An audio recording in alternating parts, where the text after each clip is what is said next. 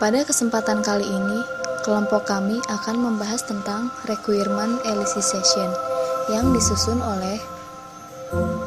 Apa sih pengertian requirement elicitation itu?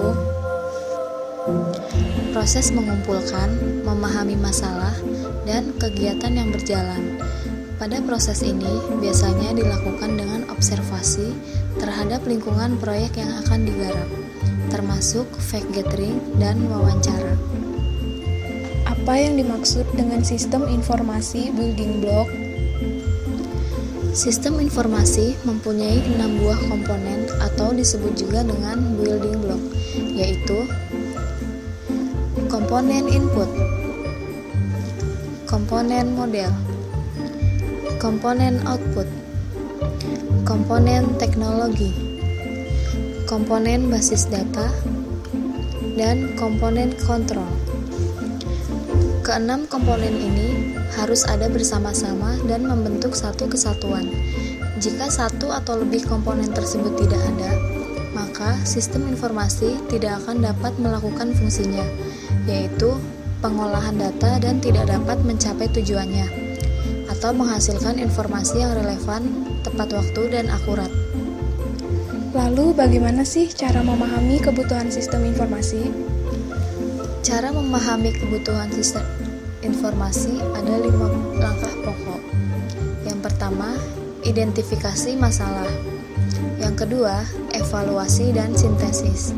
Yang ketiga, pemodelan. Yang keempat, spesifikasi. Dan yang terakhir, review. Adapun jenis-jenis kebutuhan terdiri dari 1. Fungsional.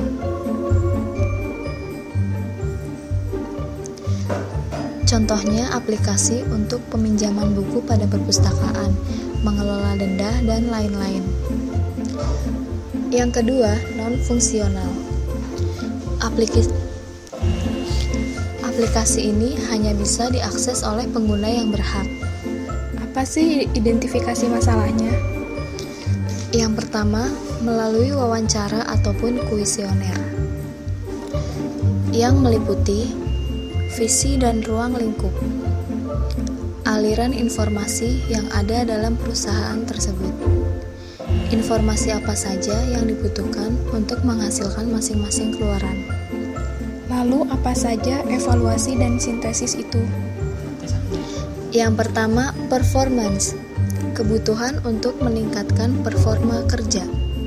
Yang kedua, information, kebutuhan untuk meningkatkan informasi dan data yang ada di perusahaan.